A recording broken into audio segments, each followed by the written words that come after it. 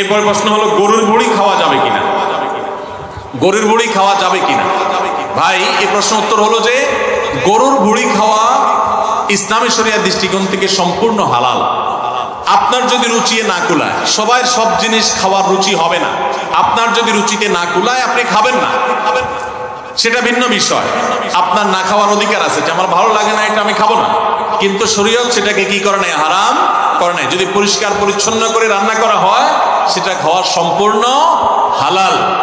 অনেকে শুটকি পছন্দ করেন না, তো শুটকি আপনি পছন্দ করেন আপনি খায়েন না, কিন্তু শুটকি খাওয়া কিনা হারাম না।